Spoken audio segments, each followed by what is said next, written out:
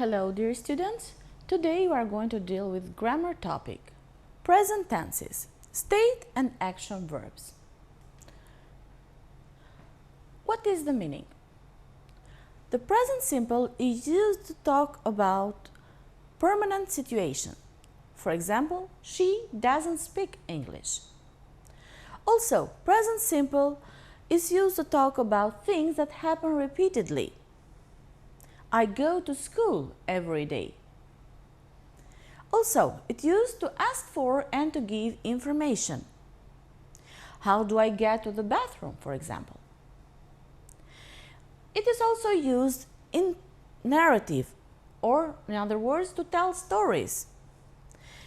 For example, at the start of the film, a big spaceship comes to Earth and lands in LA. Then the aliens eat all the people. Another use of present simple is to talk about fixed arrangements in the future. The meeting starts at 10 a.m. The train leaves at 7:32 p.m. And it is also used in certain introductory expressions. For example, I hear you went on holiday to Spain this summer. You know that in present simple there are some rules about forming the third person singular. Today we are going to stop at the spelling of the third person singular rules. In the third person singular, most verbs take just S. For example, play, plays, sleep, sleeps. Verbs which end in consonant plus Y drop Y or change it to I and take ES as an ending. For example, hurry, hurries, reply, replies.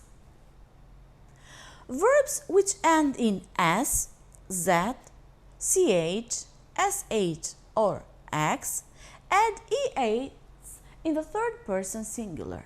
In this group we have some exceptions. For example, verbs do and go end in O. They also add in the third person singular the ending ES. And also we have the verb to have that has an irregular form in the third person singular, that is has. What about the pronunciation of the third person singular? It depends on the last phoneme of the verbs.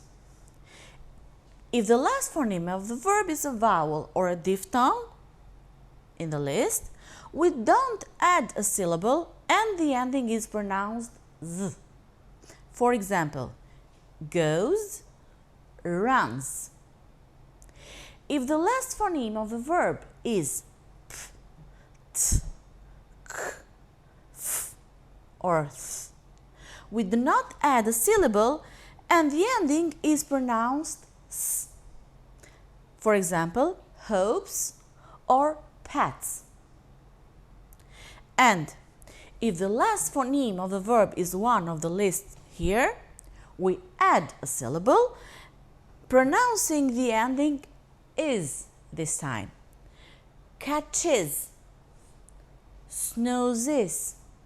Be careful with the pronunciation, please. Now, what is the meaning of present continuous? Present continuous is used to talk about something is happening at the time of speaking and the action is still in progress or is continuing. That's why it's called continuous. For example, he is speaking to John. Another use of present continuous is to talk about temporary situations. For example, I'm living in London at the moment. Changing situations are also expressed with present continuous, such as the example, you're getting taller and taller every day. Around the time of speaking is another use of the present continuous. I'm seeing Jane a lot these days. The expression here is these days that refers to the time around the time of speaking now. Also, we use present continuous to talk about future arrangements, mostly fixed ones. Here we have the example, I'm meeting my father at the airport at 5 o'clock tomorrow. And to express irritation or annoyance about someone else's behavior or actions, we use it with the frequency adverb always.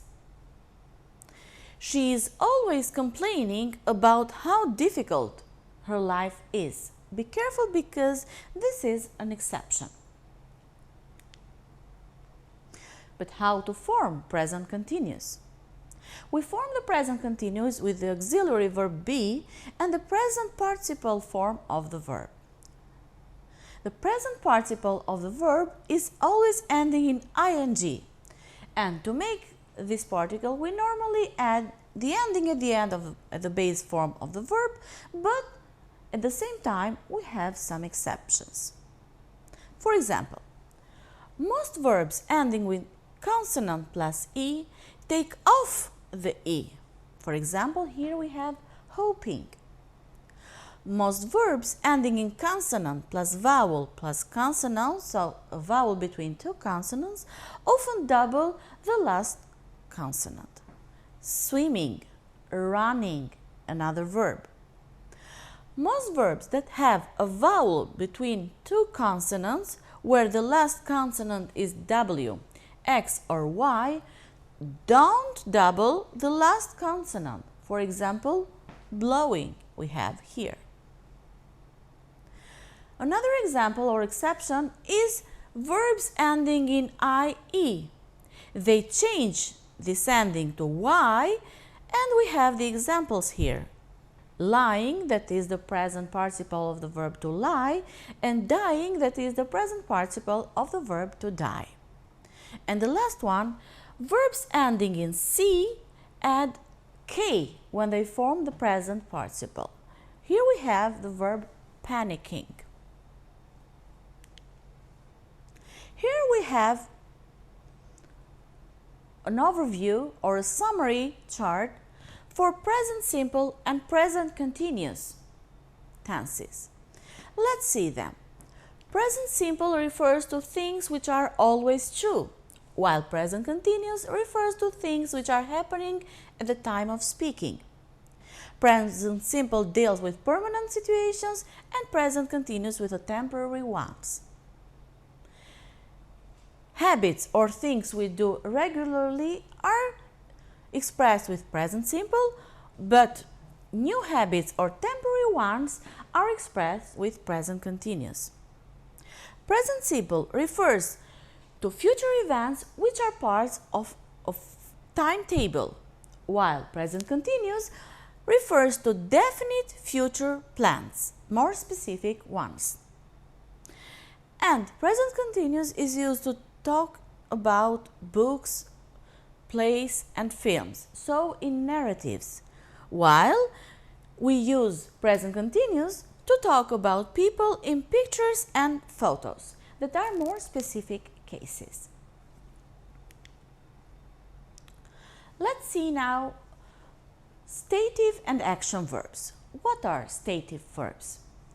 These kind of verbs describe rather a state than an action. Therefore, their name is stative. A characteristic of these verbs is that they are not normally used in the present continuous form. For example, I don't know the answer. We cannot say I'm not knowing the answer. Which are some of the meanings or some of the most typical stative verbs? These kind of verbs often relate to thoughts and opinions. And the list of verbs here are all stative verbs. Feelings and emotions, like, love, hate, dislike, prefer, etc. Senses and perceptions, so all the verbs of senses are stative verbs. What does it mean? It means that in their first meaning, they are not used in the continuous form. A number of verbs we say can refer to states or actions depending on the context, is what we said above. Let's see the examples. I think is a good idea. Here is a stative verbs that about thoughts or opinions. And the second example is, wait a moment, I'm thinking. Here, thinking is an action. Let's see another verb, the verb to have. I have an old car that is my possession, it's a state. And I'm having a quick break means that I'm having a quick break is an action here. See and be are also two other verbs in which one can be an action or a state, depending on the context. Let's see now what are action verbs. An action verb, normally, from the name we see that is a verb that describes an action, like jump, kick, breathe, break, think, etc.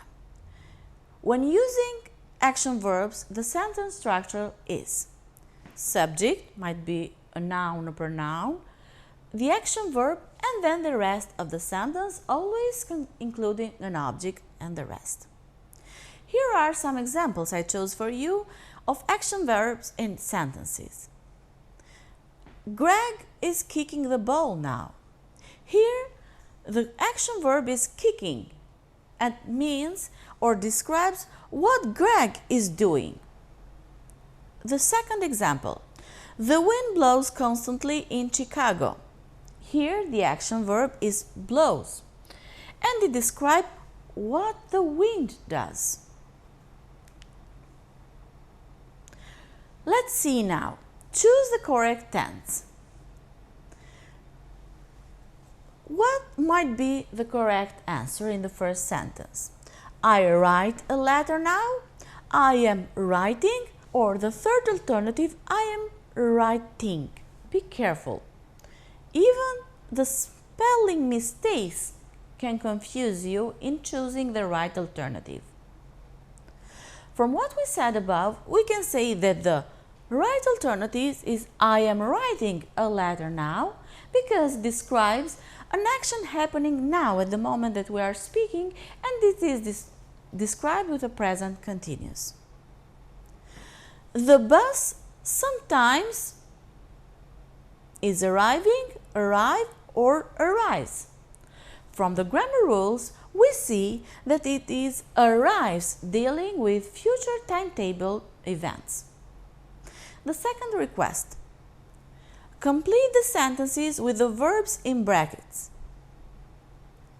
This week, let's focus on this part of the sentence, is a period of time around the time of speaking. So we remember that the verb here must be in present continuous and is we are staying at a hotel this week. I to bed early on Sundays. It's a habit of mine. So it is expressed with the present simple. And the answer is I go to bed early on Sundays. The third exercise. Read answers and complete questions. What time every day? The answer is I start work at 7 every day. It's a habit. It's something that happens regularly. So the question might be, what time do you start work every day? And the second example, what at the moment? That has the answer. Well, I'm not doing anything at the moment. What might be the right choice? What are you doing at the moment? To get the right answer we have here. Thank you very much for your attention.